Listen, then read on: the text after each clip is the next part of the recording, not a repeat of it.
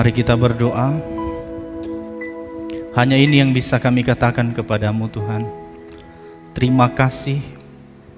Terima kasih buat segala sesuatu yang kami alami. Kami percaya bahwa semuanya mendatangkan kebaikan. Sekalipun di awal tahun ini mungkin berat sekali untuk kami masuk di dalam tahun ini karena begitu banyak persoalan, terutama pandemi ini.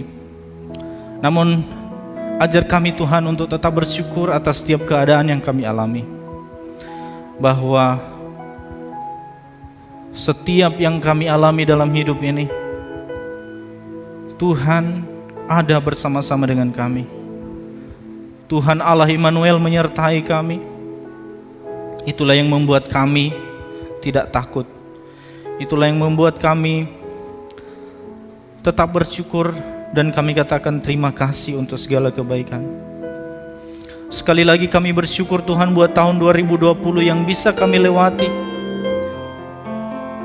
dengan berbagai macam persoalan-persoalan hidup kami, sehingga kami bisa masuk di tahun 2021 ini Tuhan. Terima kasih atas kebaikan-Mu. Dan pada saat ini Tuhan, kami bersama-sama merenungkan firman-Mu. Biarlah firman-Mu menuntun kami Tuhan, menerangi jalan kami, bahkan menegur kami, sehingga melalui firman-Mu hidup kami semakin hari semakin diperbaharui menuju pada kesempurnaan yang Tuhan kehendaki dalam hidup kami. Terima kasih Tuhan atas kebaikan-Mu. Kami siap mendengarkan firman-Mu. Haleluya, haleluya. Amin. Puji Tuhan. Shalom. Shalom. Bagaimana kabarnya? Iya, puji Tuhan. Bagaimana kabar Bapak Ibu yang ada di rumah?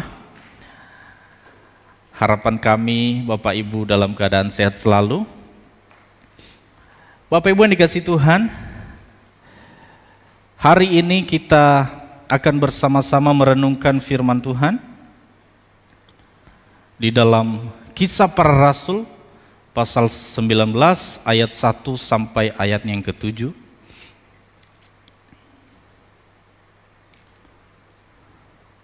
Kisah Para Rasul pasal 19 ayat 1 sampai ayatnya yang ke-7. Bapak Ibu bisa memperhatikan di Alkitab masing-masing atau di layar TV atau handphone Bapak Ibu. Firman Tuhan berbunyi demikian. Ketika Apolos masih di Korintus, Paulus sudah menjelajah daerah-daerah pedalaman dan tiba di Efesus.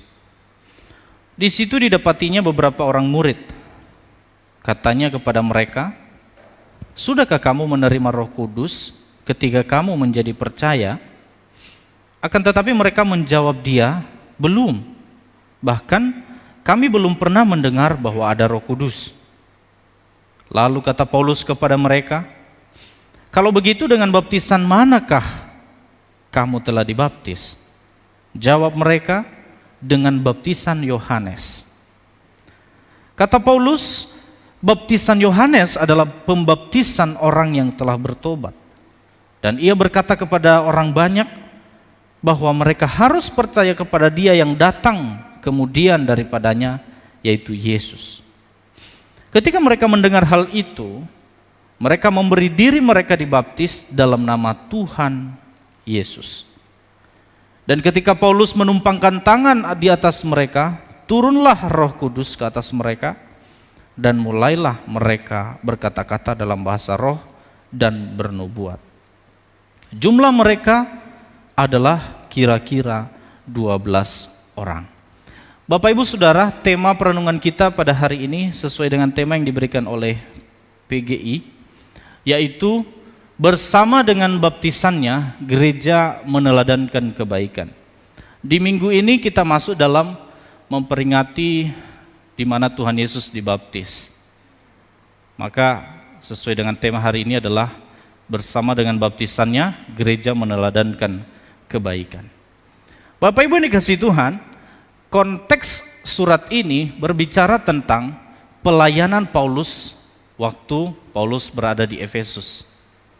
Jadi setelah Paulus melayani di Efesus, dia meninggalkan Efesus. Efesus adalah salah satu kota metropolitan pada saat itu. Setelah melayani di situ, dia pergi ke berbagai desa-desa, dia penginjilan di sana, dan di pasal 19 ini dia kembali lagi ke Efesus untuk melayani. Nah, Paulus kembali ke Efesus, dengan demikian ia menepati janjinya di pasal 18 ayat 21. Di situ dikatakan bahwa ia minta diri dan berkata, aku akan kembali kepada kamu jika Allah menghendakinya. Lalu bertolaklah ia dari Efesus. Ya, di pasal 18 Paulus meninggalkan Efesus dan dia berjanji kepada jemaat Efesus bahwa dia akan kembali. Nah, Bapak Ibu yang dikasihi Tuhan, pelayanan Paulus ini sangat luar biasa. Dia tidak hanya melayani di kota, tetapi Paulus juga melayani di pedesaan. Ya. Kalau kita perhatikan pelayanan-pelayanan Paulus, sangat luar biasa di dalam penginjilannya. Nah, pelayanan Paulus di Efesus juga selama 3 tahun dia pelayanan di Efesus. Ya, selama 3 tahun dengan berbagai tantangan dihadapi di sana, karena di Efesus itu ada Dewi Artemis, ya, penyembahan berhala yang luar biasa di sana, dan Paulus harus memberitakan Injil kepada mereka supaya jangan sembah itu, tetapi sembahlah Yesus. Itu tidak mudah. Yang dulunya sudah dipercayai bertahun-tahun oleh masyarakat di Efesus, kini datang Paulus untuk memberitakan kabar baik kepada mereka. Tidak mudah. Nah, di Kisah Para Rasul 20 di 17 sampai 38 juga dijelaskan di situ tentang perpisahan Paulus kepada para penatua di Efesus. Pelayanan Paulus sekalipun hanya 3 tahun di Efesus, tetapi membuahkan hasil yang luar biasa. Sehingga di pasal 20 kalau kita baca di ayat 17 sampai 38, di situ sampai orang menangis. Kenapa mereka menangis? Karena begitu sayangnya mereka kepada Paulus. Begitu luar biasa apa yang telah dilakukan Paulus kepada jemaat di Efesus. Dan Paulus mengatakan kepada mereka pada saat itu bahwa emas dan perak pun tidak pernah aku inginkan daripada kamu. Maksudnya apa Bapak Ibu? Ketika dia melayani di Efesus, tidak ada motivasi apapun. Bahkan dikatakan bahwa aku tidak menghiraukan nyawaku sedikit pun. Sehingga Paulus harus mencukupkan diri dengan menjual tenda dan sebagainya. Dan itulah yang terjadi pada saat itu. Nah, sesuai dengan tema pada hari ini, yaitu bersama dengan baptisannya gereja meneladankan kebaikan, kita harus masuk yang pertama bahwa seseorang yang dibaptis, dia harus terlebih dahulu sudah menjadi murid Kristus. Di Efesus Paulus bertemu dengan beberapa orang murid di ayat 1, Bapak Ibu. Bapak Ibu bisa perhatikan di situ. Ketika Apolos masih di Korintus, Paulus sudah menjelajah di daerah pedalaman dan tiba di Efesus. Di situ didapatinya beberapa orang murid. Nah, murid ini adalah mereka orang-orang yang bertobat karena penginjilan yang kurang sempurna dari Apolos. Kenapa kurang sempurna dari Apolos? Karena di ayat sebelumnya dijelaskan, di ayat 25, ia telah menerima pengajaran dalam jalan Tuhan dengan bersemangat, ia berbicara dengan teliti, ia mengajar tentang Yesus, tetapi ia hanya mengetahui baptisan Yohanes. Nah, waktu Paulus meninggalkan Efesus, diutuslah Apolos untuk melayani di sana. Tapi yang menjadi persoalannya, Apolos pun tidak mengetahui secara luas, secara umum tentang baptisan itu. Sehingga apa yang disampaikan oleh Apolos itu kurang sempurna kepada para murid yang ada pada saat itu. Ya, jelas di sini dikatakan, dengan teliti ia mengajar tentang Yesus, tetapi ia hanya mengetahui baptisan Yohanes. Ia mulai mengajar dengan berani di rumah ibadat, tetapi setelah Priskila dan Aquila mendengarnya, mereka membawa dia ke rumah mereka dan dengan teliti menjelaskan kepadanya jalan Allah. Bayangkan saudara, seorang pelayan Tuhan tetapi tidak mengetahui secara utuh. Akhirnya dampaknya apa? Orang-orang yang diajarin tidak ngerti. Ini bahayanya kalau misalnya dalam satu persekutuan, pemimpin komsel misalnya, pemimpin komselnya ngajarin kita Alkitab, tapi sebenarnya pemimpin komselnya tidak mengetahui secara luas. Saudara bisa bayangkan kalau seorang pendeta tidak pernah sekolah teologi. Bapak Ibu bisa membayangkan kalau seseorang para pelayan Tuhan pergi penginjilan, pergi kemana-mana, tetapi tidak tahu sebenarnya firman Tuhan itu apa. Tidak tahu secara utuh. Bahkan baptisan Yesus pun tidak dijelaskan kepada para murid pada saat itu. Yang disampaikan adalah baptisan Yohanes. Tidak ada yang salah dengan baptisan Yohanes. Bahkan Paulus menjelaskan kepada mereka, baptisan Yohanes itu adalah pembaptisan orang yang sudah bertobat. Sebenarnya tidak salah. Tetapi pengajaran yang dilakukan oleh Apolos pada saat itu hanya berhenti sampai pada baptisan Yohanes. Ini yang menjadi persoalan, saudara.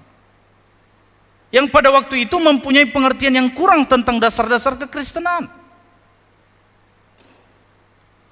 Itulah di Alkitab sering dijelaskan bahwa iman itu timbul dari pendengaran akan firman Tuhan. Pendengaran akan firman Tuhan itu adalah firman Tuhan yang benar-benar firman Tuhan yang tidak disalah tafsirkan. Bagaimana mungkin kita bisa beriman dengan benar sedangkan firman Tuhan yang kita dengar tidak utuh? Seperti yang disampaikan oleh Apolos. Dia seorang pemberita Injil, tetapi dia sendiri pun belum mengerti secara utuh tentang firman Tuhan itu.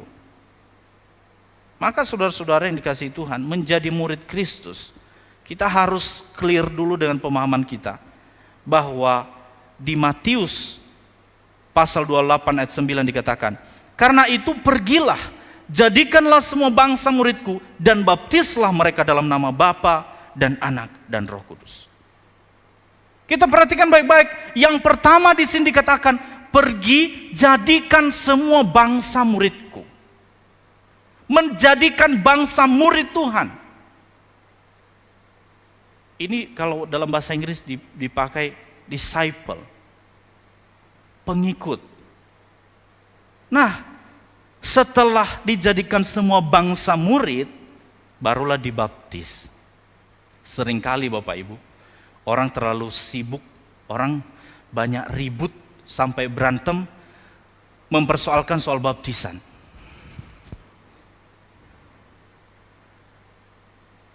Tetapi kadang-kadang orang tidak sibuk mempersoalkan dia udah percaya Tuhan Yesus belum?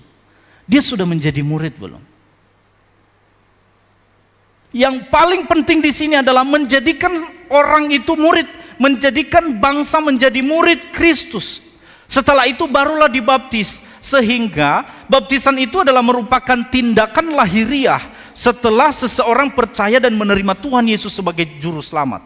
Tindakan berikutnya setelah seseorang menjadi murid Kristus. Itulah mengapa di gereja ini ada katekisasi begitu ya. Tidak mungkin seseorang langsung dibaptis terus tidak tahu tentang firman Tuhan. Waktu saya mengajar katekisasi pun saya menanyakan kepada anak-anak pemuda, kamu sudah lahir baru belum? Karena salah satu syarat seseorang untuk dibaptis adalah sudah lahir baru. Beberapa anak-anak muda, apa sih lahir baru itu? Gak ngerti. Lah, untuk itu, karena mereka gak ngerti harus dijelaskan. Dan harus benar-benar mereka menerima Tuhan Yesus sebagai juru selamat dalam kehidupan mereka. Barulah dibaptis. Kita karena oikumene di sini gereja Po Kemang Pertama, maka tidak ada persoalan tentang baptisan ini di dalam cara apa saja. Kita diselam boleh, baptis percik boleh. Tetapi yang perlu kita tekankan di sini, bahwa seseorang itu harus sudah menjadi murid Kristus. Bapak Ibu yang dikasihi Tuhan, Yohanes Pembaptis melayani atau mengajar supaya orang banyak datang kepada Yesus. Tetapi orang-orang ini bukan datang kepada Kristus, tetapi berhenti pada diri Yohanes. Saya tidak menyalahkan sepenuhnya para murid ini, tetapi ada salah Apolos di dalamnya. Kenapa? Apolos hanya memberitakan tentang Yohanes kepada para murid, tidak memberitakan tentang Yesus. Ini yang menjadi persoalan. Bapak Ibu dikasihi Tuhan, dalam teori penginjilan, misi, pelayanan misi harus mencakup dua hal yang tidak bisa dipisahkan satu dan yang lain. Yang dinamakan adalah misi holistik. Misi holistik itu berbicara tentang kita pergi penginjilan, kita memperhatikan kebutuhan jasmani mereka, tetapi kita juga memperhatikan kebutuhan rohani mereka. Kalau kita pergi ke salah satu pedalaman penginjilan di sana, kita hanya memberi mereka makan, tetapi kita tidak mengabarkan Injil kepada mereka, percuma kita pelayanan misi. Pelayanan misi harus mencakup dua hal ini. Di mana kita melihat orang susah, kita memperhatikan mereka. Tetapi jangan sampai hanya karena berkat yang kita kasih kepada mereka, itulah motivasi mereka. Harus mencakup hal di mana penginjilan itu harus sampai kepada orang-orang. Bapak Ibu dikasihi Tuhan, orang-orang ini, para murid ini hanya berhenti sampai kepada Yohanes. Apa yang menjadi aplikasinya bagi kita? Gereja atau hamba Tuhan yang benar itu harus berfungsi untuk membawa orang kepada Kristus.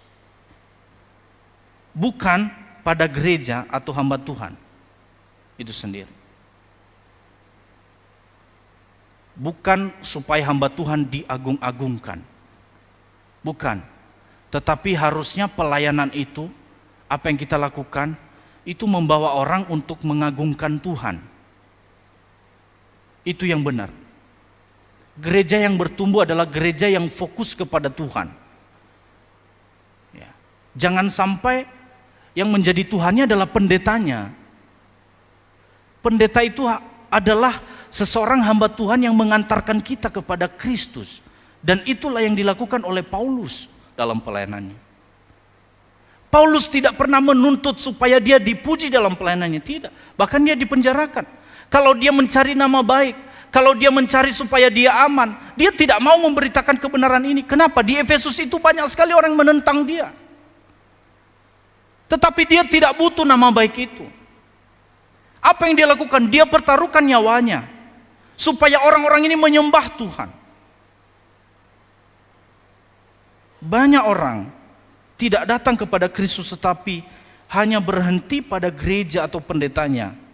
Bagaimana dengan kita? Sudahkah kita datang kepada Kristus? Ingat bahwa gereja atau hamba Tuhan tidak bisa menyelamatkan kita. Bukan gereja yang menyelamatkan kita, bukan hamba Tuhan, bukan pendeta. Hanya Kristus yang bisa menyelamatkan kita. Karena itu datanglah kepada Dia. Ini yang menjadi pokok persoalan pada saat itu, pada saat Paulus datang di Efesus, fokus mereka sudah mulai salah. Dan akhirnya di ayatnya yang kedua, katanya kepada mereka, sudahkah kamu menerima Roh Kudus ketika kamu menjadi percaya? Akan tetapi mereka menjawab dia, belum, bahkan kami belum pernah mendengar bahwa ada Roh Kudus. Mereka belum pernah mendengar. Begitu menyedihkan kalau kita sudah bertahun-tahun melayani, bertahun-tahun sudah mengatakan bahwa saya murid Kristus, tetapi kita pun tidak tahu Roh Kudus itu apa. Kita pun belum menerima Kristus sebagai juru selamat dalam kehidupan kita. Maka kita harus memastikan Bapak Ibu bahwa diri kita ini sudah benar-benar fokus kepada Dia.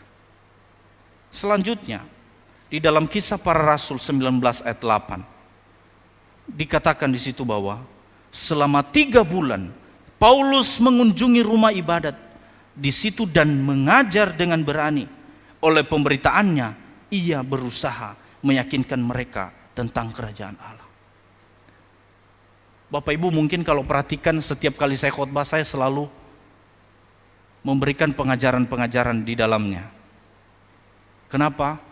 Menurut saya ini sangat penting bagi kita. pengajaran itu sangat penting. Kalau Bapak Ibu baca tulisan Paulus di dalam perjanjian baru ini, hampir semua yang nulis adalah Paulus. Kalau kita lihat di situ, setiap kali Paulus menulis surat, isinya adalah pengajaran-pengajaran. Dan itu yang dilakukan selama 3 bulan dikatakan di situ, bahkan dilanjutkan di ayat 9. Tetapi ada beberapa orang yang tegar hatinya, mereka tidak mau diyakinkan, malahan mengumpat jalan Tuhan di depan orang banyak. Karena itu Paulus meninggalkan mereka dan memisahkan murid-muridnya dari mereka, dan setiap hari berbicara di ruang kuliah Tiranus. Banyak orang menentang dia, tetapi dia tidak berhenti untuk meyakinkan orang, membawa orang kepada kerajaan Allah. Saudara-saudara yang kasih Tuhan, inilah yang menjadi fokus kita, para hamba-hamba Tuhan, dan juga kita sebagai jemaat.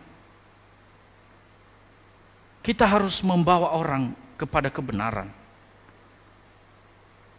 Di ayat 24 pasal 20 juga dikatakan, tetapi aku tidak menghiraukan nyawaku sedikit pun, asal saja aku dapat mencapai garis akhir dan menyelesaikan pelayanan yang ditugaskan oleh Tuhan Yesus kepadaku untuk memberi kesaksian tentang Injil kasih karunia Allah. Bahkan di ayat lain Paulus mengatakan, yang sering dituliskan di batu nisan, bagiku hidup adalah Kristus dan mati adalah keuntungan. Paulus dalam pelayanan tidak peduli lagi dengan dirinya sendiri demi orang lain. Bapak Ibu yang dikasihi Tuhan, kita harus mempunyai beban yang sama. Murid-murid ini adalah orang-orang yang sudah ada dalam gereja, tapi mereka sebenarnya belum percaya. Bahkan penginjilan pun bisa kita lakukan secara internal. Jangan sampai ketika kita datang ke gereja, orang di samping kita dengan semangatnya nyanyi, sebenarnya dia belum nggak dekat sama Tuhan, dia belum tahu siapa Tuhan. Dan hal ini sudah terjadi pada saat itu. Maka Paulus menegaskan kepada mereka, kalau begitu dengan baptisan mana yang kamu telah dibaptis? Jawab mereka, dengan baptisan Yohanes. Maka di ayat 4 kata Paulus, baptisan Yohanes adalah pembaptisan orang yang telah bertobat, dan ia berkata kepada orang banyak bahwa mereka harus percaya kepada Dia yang datang kemudian daripadanya, yaitu Yesus. Yang kedua adalah dalam sesuai dengan tema hari ini, yaitu bersama dengan baptisannya gereja meneladankan kebaikan. Gereja harus memberitakan kabar baik itu. Gereja harus memberitakan siapa Yesus. Kabar baik itu apa? Yaitu mengabarkan siapa Yesus, bukan diri sendiri, bukan orang lain, tetapi siapa Yesus, mengenal dengan pasti siapa Yesus itu. Tidak salah Bapak Ibu kalau kita memberikan kesaksian kepada orang. Saya secara pribadi ada banyak kesaksian saya di mana begitu luar biasa penyertaan Tuhan dalam kehidupan saya sampai detik ini. Tapi bukan kesaksian saya yang menjadi patokan Bapak Ibu semua untuk dekat dengan Tuhan, bukan. Bukan kesaksian. Kesaksian kita itu subjektif. Tidak semua apa yang Bapak Ibu alami saya alami, demikian pun sebaliknya. Kita punya kisah hidup yang berbeda-beda. Kita boleh bersaksi tentang penyertaan Tuhan luar biasa dalam kehidupan kita, enggak masalah saudara. Tetapi jangan sampai kita terjebak di dalam kesaksian kita bahwa kesaksian hidup kita yang menjadi dasar hidup orang lain. Tidak bisa. Oleh sebab itu, yang kita saksikan adalah siapa Yesus. Itu yang kita saksikan. Saudara yang dikasihi Tuhan, ini yang harus menjadi fokus utama kita di dalam bergereja. Bahwa kita mengenal dengan pasti siapa Yesus. Yang kedua, dalam memberitakan kabar baik ini, kita harus memberikan teladan hidup yang baik, yaitu semangat mengikut Yesus. Semangat mengikut Yesus dalam hal ini bukan hanya ketika kita seperti pendeta-pendeta lain yang mengatakan bahwa tanggal 1 sampai tanggal 15 semangatnya luar biasa. Tetapi tanggal-tanggal berikutnya istri sudah mulai bernyanyi, pulangkan saja aku pada rumah ibuku atau ayahku. Atau di akhir-akhir bulan kita menyanyi, dalam Yesus kita bersaudara. Enggak Bapak Ibu. Berbicara tentang semangat mengikut Yesus ini adalah setiap detik dan dalam setiap keadaan. Bukan hanya pas kita mengalami persoalan hidup, baru kita datang kepada Tuhan memohon-mohon. Seperti apa yang terjadi di Nias waktu gempa. Orang di samping rumah saya nggak pernah datang ke gereja. Pas gempa, Tuhan tolong. Hanya pada waktu mengalami kesusahan baru datang pada Tuhan. Emang Tuhan kita seperti itu? Saudara yang kasih Tuhan, yang kedua adalah menghidupi apa yang diberitakan. Teladan hidup lebih banyak berbicara daripada kita bicara kepada orang lain. Kalau tidak salah saya pernah mengatakan di tempat ini bahwa ada seseorang yang menginjili, ada seseorang misionaris datang ke satu daerah, dia belum pernah memberitakan Injil kepada orang, orang sudah bertobat, orang sudah tanya, saya mau bergereja, di mana gerejamu? Kenapa? Dia menunjukkan teladan hidup yang baik. Nah kalau apa yang kita beritakan, kamu harus mengasihi, kamu ikut Yesus, kita sendiri enggak. Nah ini jadi persoalan hidup. Bapak Ibu yang dikasihi Tuhan, sebagai penutup bagi kita bahwa ada seseorang, ada sebuah kisah, mungkin Bapak Ibu sudah pernah mendengar kisah ini. Kalau Bapak Ibu pernah mengikuti pelatihan Evangelism Explosion EE yang ada tanda tanya 2, Bapak Ibu pasti pernah mendengar cerita ini, dan ini bukan cerita tapi ini fakta, yaitu Blondin. Blondin ini seorang yang luar biasa, seorang akrobatik ya. Dia membentangkan seutas tali melintasi air terjun di Niagara. Lalu ia berteriak-teriak mempromosikan keahliannya bahwa ia sanggup untuk berjalan di atas tali tersebut. Tidak mudah Bapak Ibu, berjalan di atas tali ya, di antara air terjun, seperti foto yang Bapak bisa lihat di layar Bapak Ibu. Orang-orang mulai berkumpul, makin lama makin bertambah banyak penonton pada saat itu. Kemudian ia memulai akrobatnya, berjalan pelan-pelan di atas tali tersebut. Penonton menahan nafas dalam menyaksikannya. Deg-degan Bapak Ibu menontonnya. Tidak mudah. Setelah sampai di ujung yang lain, penonton bertepuk tangan dengan meriah. Kata akrobatik ini, kata Blondin ini, terima kasih. Lalu Blondin mengatakan, apakah kalian percaya bahwa saya dapat kembali ke ujung sana dengan membawa kereta dorong? Lalu Blondin membawa kereta dorong di atas tali. Orang-orang di sekitar itu, para penonton mengatakan, kami percaya. Dan benar Bapak Ibu, ia sampai di ujung dengan selamat juga. Penonton pun menyambutnya dengan tepuk tangan yang meriah. Dikatakan oleh Blondin, terima kasih. Lalu ia berkata, sekarang saya memberi beban pada kereta dorong ini. Apakah saudara percaya saya dapat melakukannya?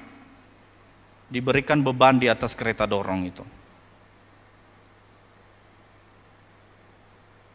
Dan dia sampai ke ujung lagi dengan selamat. Bapak Ibu dikasihi Tuhan, tidak berhenti sampai di situ. Dikatakan bahwa adakah yang berani untuk naik ke kereta dorong ini? Adakah di antara penonton yang berani untuk naik ke kereta ini untuk saya dorong? Semua terdiam Bapak Ibu. Tidak ada yang menjawab karena resiko yang diakibatkan oleh kesalahan akrobat adalah kematian. kalau sampai jatuh, mati.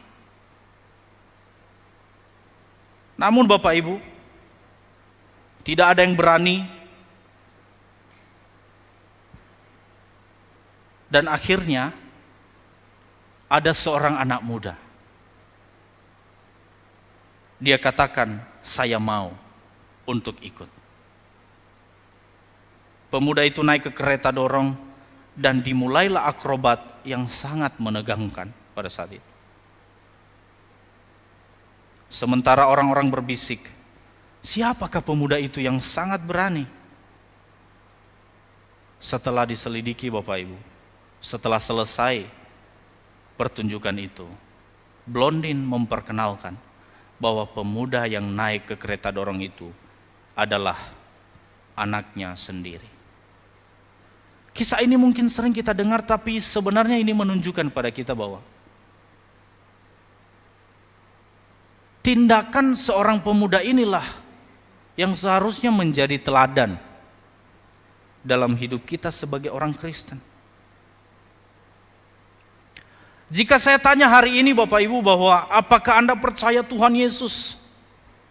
Semua pasti kita menjawab ya, percaya. Tapi jika saya tanya, apakah Anda mau berserah kepada Tuhan? Walau badai, topan, pergumulan,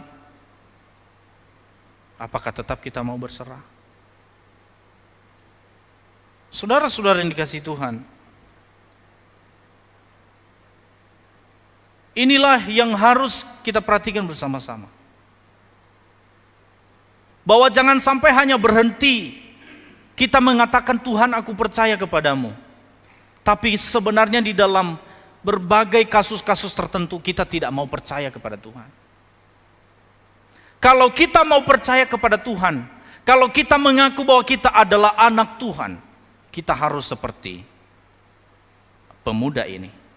Kenapa pemuda ini berani? Karena dia tahu seorang akrobatik ini adalah ayahnya sendiri. Dia tahu persis kemampuan ayahnya. Kita tahu persis kemampuan Tuhan kita. Kita tahu persis bahwa Tuhan itu ajaib. Tema Natal 2020, Allah adalah Immanuel, Allah yang menyertai kita. Dengan itu masih adakah keraguan bagi kita? Tentu tidak ada. Karena kita adalah anak-anaknya, kita harus berserah penuh kepadanya. Tidak mungkin seorang Blondin, seorang akrobatik mencelakakan anaknya, tidak mungkin. Tidak mungkin Tuhan tidak memberikan yang terbaik bagi kita. Maka tidak perlu kita ragu sebenarnya menghadapi tahun 2021 ini. Yang kita lakukan adalah berserah penuh pada Tuhan. Dan kita harus tahu Bapak Ibu, masih banyak orang di luar sana yang seperti ini. Masih banyak orang di luar sana yang masih belum percaya kepada Tuhan. Inilah yang menjadi beban kita. Saya berharap gereja kita akan terlibat di dalam pelayanan misi ini. Tidak usah jauh-jauh pergi ke luar negeri dan sebagainya Bapak Ibu. Mari kita perhatikan orang-orang di sekitar kita. Mari kita perhatikan orang-orang di sekeliling kita. Kita beritakan ini kepada mereka. Kalau kita perhatikan banyak orang putus harapan di luar sana. Kenapa? Berbagai persoalan hidup, mereka nggak tahu lagi datang kepada siapa. Maka ini yang menjadi beban kita. Kita beritakan kebenaran ini kepada mereka, supaya mereka mengikut Kristus dengan benar. Dan kita selain itu, kita juga harus terus mengoreksi diri kita masing-masing. Sudahkah kita benar-benar percaya kepada Tuhan Yesus? Bersama dengan baptisannya, gereja meneladankan kebaikan. Kita harus memberi teladan yang baik. Teladan Tuhan Yesus yang menjadi patokan kita untuk kita teladankan di dalam kehidupan kita sehari-hari. Kiranya firman Tuhan pada hari ini dapat memberkati kita semua. Mari kita respon firman Tuhan ini.